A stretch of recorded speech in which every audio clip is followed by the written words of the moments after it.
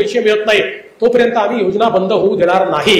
हे याकरता सांगतोय की कोणीही फसवणूक करायला आलं तर त्याला बळी पडू नका। आता याच्यामध्ये वेगवेगळ्या काळात पैसे का मिळतात, कारण त्या प्रकल्पाला ते पैसे आम्हाला द्यावे लागतात आणि मग त्यांच्या खात्यातनं तुमच्या खात्यामध्ये ते वर्ग होतात। ज्या आधी पैसे मिळतात, कोणाला नंतर मिळतात, सगळ्यांना आम्ही आता येत्या काळामध्ये पैसे देऊन टाकणार आहे। काही तुम्हाला फार काळ वाट पाहावी लागणार नाही, पण कोणाला आज मिळतील तर कोणाला 7 दिवसांनी मिळतील, कोणाला 15 दिवसांनी मिळतील।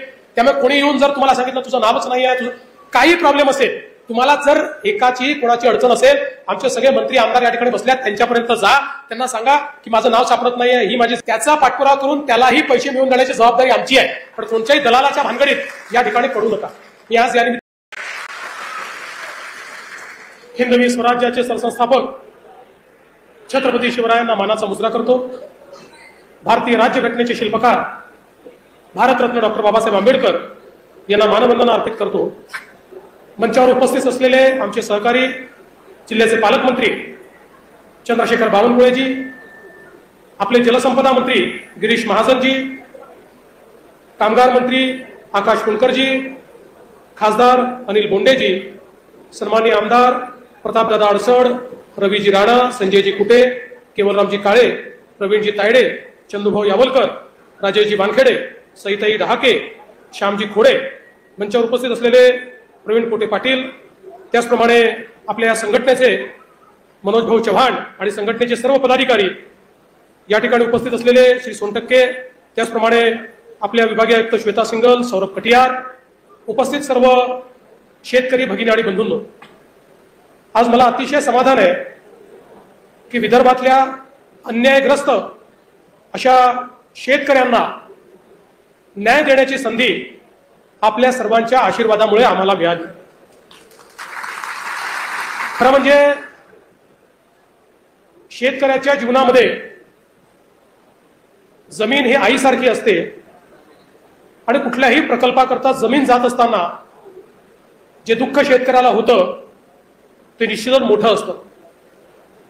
पण विदर्भामध्ये 2006 ते 2013च्या दरम्यान ज्या प्रकारची फसवणूक आमच्या शेतकरी बंधू भगिनींची झाली ही खरोखर अत्यंत वेदनादायी आहे। ज्यावेळेस हे प्रकरण मी समजून घेतलं त्यावेळी 2006 ते 2013च्या मध्ये थेट खरेदीची योजना आणली आणि या थेट खरेदीमध्ये लोकांकडून ॲफिडेव्हिट घेण्यात आलं की आम्हाला हा भाव मान्य आहे, याच्या विरुद्ध आम्ही कोर्टात जाणार नाही, प्रकल्पग्रस्ताचं सर्टिफिकेट मागणार नाही। म्हणजे सर्व प्रकारचे हक्क हे शेतकऱ्यांचे गोठवण्याचं काम त्या ठिकाणी झालं आणि हे हक्क गोठवत असताना जर त्यांना वाढीव किंमत देऊन एखाद वेळेस हक्क गोठवले असते तर आपण हे मान्य केलं असतं की इन्सेंटिव्ह मिळाला म्हणून आपले हक्क सरेंडर करण्यात आले। परंतु अगदी 80,000 रुपये अशा प्रकारचा भाव, कोणाला 1 लाख रुपयाचा भाव, अशा प्रकारचा भाव देऊन आणि हे सगळे हक्क गोठवण्याचं काम हे करण्यात आलं। मुळामध्ये शेतकऱ्यांच्या लक्षात केव्हा आलं तर ज्यावेळी आपलं महायुतीचं सरकार आलं, मी मुख्यमंत्री झालो आणि मुख्यमंत्री झाल्यानंतर मी निर्णय केला की थेट खरेदी जर करायची असेल तर 5 पट किंमत द्यावी लागेल, 5 पटीच्या कमी किंमत देता येणार नाही। आणि आपण 5 पटीचा GR काढून ज्यावेळी थेट खरेदीनं जमिनी ॲक्वायर करणं सुरू केलं त्यावेळी शेतकऱ्यांच्या लक्षात आलं की अरे 3च वर्षापूर्वी माझी जमीन ₹1 लाख गेली आणि आता याला 12 लाख मिळत आहेत, याला 15 लाख मिळत आहेत, याला 18 लाख मिळत आहेत। त्यावेळी शेतकऱ्यांच्या कुठेतरी लक्षात आलं की आपली मोठी फसवणूक झाली आणि मग हा एक मोठा लढा त्या ठिकाणी आपल्या बळीराजा समितीच्या माध्यमातून उभा राहिला। सुरुवातीच्या काळामध्ये जलसंपदा मंत्री असलेले आपले गिरीश भाऊ यांच्याकडे काही बैठका झाल्या, पण त्यावेळेस लढा नवीन असल्यामुळे त्याची तीव्रता तशी कमी होती, पण तरी देखील मार्ग काढायचा प्रयत्न चालला होता। दुर्दैवाने सरकार गेलं, नवीन सरकार आलं। ज्या लोकांनी 2006 ते 2013 या कालावधीमध्ये शेतकऱ्यांची फसवणूक करून त्यांच्याकडनं जमिनी घेतल्या होत्या त्यांचंच सरकार आलं आणि बळीराजा संघटनेला वाटलं आता तरी न्याय मिळेल, या सरकारला आता तरी वाटेल की युती सरकारने इतके पैसे दिले तर आपणही काही पैसे दिले पाहिजे। आणि म्हणून मोठ्या प्रमाणात आंदोलनं झाली, शेतकऱ्यांच्या आत्महत्याही झाल्या, केसेसही लागल्या, जेलमध्ये जावं लागलं पण सरकार टस की मस झालं नाही. प्रतापदादांनी सांगितलं, प्रतापदादांनी प्रश्न विचारला होता, त्याच्यावर तेव्हाच्या जलसंपदा मंत्र्यांनी हे करता येणार नाही असं थेट उत्तर देऊन ते मोकळे झाले आणि सगळे आशेचे किरण मावळले. ज्यावेळी पुन्हा आपलं सरकार 22 मध्ये आलं आणि जलसंपदा खात्याची धुरा माझ्याकडे आली, त्यावेळी माझ्याकडे मिटिंग झाली आणि त्या मिटिंगच्या पूर्वी मी या प्रश्नाचं ब्रीफिंग घेतलं. ते ब्रीफिंग घेतल्यानंतर असं लक्षात आलं की कायदेशीररित्या याच्यात काहीच करता येत नाही, कारण कायदेशीररित्या ॲक्विजिशन पूर्ण झालेलं आहे, ॲफिडेव्हिटमुळे हक्क सरेंडर झालेले आहेत, कन्सिडरेशन मिळाल्यामुळे ते कन्सेंट अवॉर्ड सारखं झालेलं आहे. त्यामुळे आता कायद्यात आणि नियमात यात काहीच करता येत नाही. त्या पहिल्या मीटिंगमध्ये मी देखील सांगितलं की हो काहीतरी मार्ग तुम्हीच सांगा. मला तर आता डिपार्टमेंट सांगताय की काहीच मार्ग नाही, मार्ग असेल तर आम्ही जरूर मार्ग काढू, आम्हाला इच्छा आहे, आम्हालाही दिसत आहे, पण मार्ग काही दिसत नाहीये. पण निश्चितपणे प्रतापदादा असतील, रवी राणा असतील किंवा आमचे गोंडे साहेब असतील, यांचे मी आभार मानेन की हे सगळे मला वारंवार भेटायचे. प्रतापदादा तर जवळपास रोजच मला भेटायचे आणि म्हणायचे साहेब काही मार्ग काढा, तुम्हाला दिसतंय ना अन्याय झालेला आहे. म्हटलं अन्याय तर झालेला आहे, मग अन्याय झाला तर न्याय तर दिला पाहिजे. अरे म्हटलं सगळे दरवाजे बंद आहेत, अन्याय झाला 6 साली, तुम्ही न्याय मागता 22 साली 23 साली, मी कुठून त्यातनं मार्ग काढू? म्हणाला नाही काही करा, मार्ग काढा. त्यानंतर मग आम्ही प्रयत्न सुरू केला. लॉ अँड ज्युडिशरी विभागाकडे आम्ही फाईल पाठवली. लॉ अँड ज्युडिशरी विभागाने ओपिनियन दिलं की याच्यामध्ये कुठलंही अनुदान वाढवून देता येणार नाही. हे केलं तर पॅन्डोरा बॉक्स उघडेल, अनेक ठिकाणी याचा प्रॉब्लेम तयार होईल, कायद्यात देखील हे बसणार नाही. मग मी म्हटलं की आता लॉ अँड ज्युडिशरीचं ओपिनियन जर ऍडव्हर्स आला तर आता काय करावं? मग आम्ही राज्याच्या ऍडव्होकेट जनरलकडे गेलो. त्यांना म्हटलं तुम्ही काहीतरी मार्ग सांगा, कारण शेवटी सरकारला मनात किती असलं तरी कायद्याने मार्ग काढावा लागतो, कारण सरकारचा एक एक पैसा खर्च करताना तो कायद्याने करावा लागतो. त्यावेळेस ऍडव्होकेट जनरल देखील म्हणाले की साहेब ही तर ओपन अँड शट केस आहे, या केसमध्ये तुम्ही पैसे देऊ शकत नाही, या केसमध्ये शक्य नाही. सगळे मार्ग बंद आल्यानंतर मी म्हटलं आता नेमकं काय करावं? परत सगळ्या अधिकाऱ्यांना घेऊन बसलो. परत हे आमची सगळी आमदार मंडळी माझ्याकडे आली, म्हणाले साहेब काही करा, मार्ग निघालाच पाहिजे.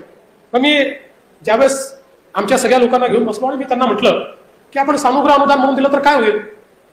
ते म्हणाले साहेब त्याच्यामध्ये सीएजीचं ऑब्जेक्शन येईल, ऑडिटर अँड कॉम्प्ट्रोल जनरल जे आहे ते ऑब्जेक्शन घेतील आणि त्यानंतर आमच्यावर कारवाई होईल, आमच्यावर आम्ही अडचण येतील.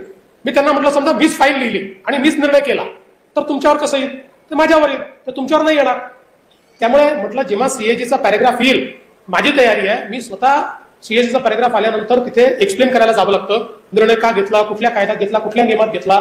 अधिकाऱ्यांना सांगितलं मी स्वतः जबाबदारी घेतो, मी स्वतःच आहे, सीएजीचं उत्तर मी देईन. किंवा सीएजीचा रिपोर्ट सादर झाल्यानंतर त्याच्यामध्ये ज्यावेळेस काही स्ट्रिक्चर्स येतात त्यावेळेस तो रिपोर्ट हा लोकलेखा समितीपुढे जातो. म्हटलं लोकलेखा समितीपुढे मीच आहे, मी त्याला उत्तर देईल. आपण शेवटी कायद्याने आपल्याला जर दिसतंय की अन्याय झालेला आहे तर अशा परिस्थितीत आता आपल्याला कायदेशीर वाट नाही म्हणून अन्याय सहन करायचा आणि आपण तो सोडून द्यायचा, हे तर आपल्याला करता येणार नाही. आणि त्यानंतर आमचे जे विभागाचे लोक आहेत जलसंपदा, त्यांनी मग कणखर भूमिका घेतली. ते म्हणाले साहेब ठीक आहे, आपण हा निर्णय करूया सानुग्रह अनुदानाचा, जे काही होईल आम्ही देखील तुमच्या सोबत आहोत. आणि आम्ही तो एका झटक्यात निर्णय केला. त्या ठिकाणी बैठक घेतली आणि बैठकीमध्ये आम्ही तो सानुग्रह अनुदानाचा निर्णय करून टाकला. आणि मला अतिशय आनंद आहे की आज त्याच्या वाटपाची सुरुवात देखील आपण केली आहे. शेवटी त्यामुळे लक्षात असू द्या, ज्या ठिकाणी ऍक्विजिशन आहे त्या ठिकाणी कृपया जमिनी विकू नका. जमिनी विकण्याचं आणि कोणी घेत असेल तर एकदा पता करून घ्या की अचानक एवढी जमीन हा घेण्याकरता का आलेला आहे. कारण आमची इच्छा आहे की 2 पैसे जर जास्त मिळणार असतील तर ते शेतकऱ्यांना मिळाले पाहिजेत, ते व्यवसाय करणाऱ्यांना मिळणं हे काही योग्य नाही आहे. त्यामुळे या दृष्टीने देखील आपण सगळ्यांनी सजग राहिलं पाहिजे. दुसरी गोष्ट मी आपल्याला सांगतो, या प्रकल्प म्हणजे 6 ते 13तला शेवटचा शेतकरी जोपर्यंत पैसे मिळत नाही तोपर्यंत आम्ही योजना बंद होऊ देणार नाही. हे याकरता सांगतोय की कोणीही फसवणूक करायला आलं तर त्याला बळी पडू नका. आता याच्यामध्ये वेगवेगळ्या काळात पैसे का मिळतात? कारण त्या प्रकल्पाला ते पैसे आम्हाला द्यावे लागतात आणि मग त्यांच्या खात्यातनं तुमच्या खात्यामध्ये ते वर्ग होतात. ज्या प्रकल्पाकरता ती जमीन गेली आहे त्यामुळे त्याला कुठल्या प्रकल्पाला आधी पैसे मिळतात, कोणाला नंतर मिळतात. सगळ्यांना आम्ही आता येत्या काळामध्ये पैसे देऊन टाकणार आहे. काही तुम्हाला फार काळ वाट पाहावी लागणार नाही. पण कोणाला आज मिळतील तर कोणाला 7 दिवसांनी मिळतील, कोणाला 15 दिवसांनी मिळतील. त्यामुळे कोणी येऊन जर तुम्हाला सांगितलं तुझं नावच नाही आहे, तुझं काही प्रॉब्लेम असेल, तुम्हाला जर एकाची कोणाची अडचण असेल, आमचे सगळे मंत्री आमदार या ठिकाणी बसल्यात, त्यांच्यापर्यंत जा, त्यांना सांगा की माझं नाव सापडत नाहीये, ही माझी जमीन आहे, हे माझे कागद आहे. त्याचा पाठपुरावा करून त्यालाही पैसे मिळवून देण्याची जबाबदारी आमची आहे. पण कोणत्याही दलालाच्या भानगडीत या ठिकाणी पडू नका. मी आज या निमित्ताने आपल्याला एवढं सांगू इच्छितो की मोठ्या प्रमाणात आपल्या शेतकऱ्यांना लाभ मिळाला पाहिजे या दृष्टीनं मागच्या काळामध्ये आपण बळीराजा जलसंजीवनी योजना आणली आणि वर्षानुवर्ष जे सिंचनाचे प्रकल्प अपूर्ण होते 5 वर्षामध्ये 79 प्रकल्प या विदर्भातले आपण पूर्ण केले. 25,000 कोटी रुपये आपण त्या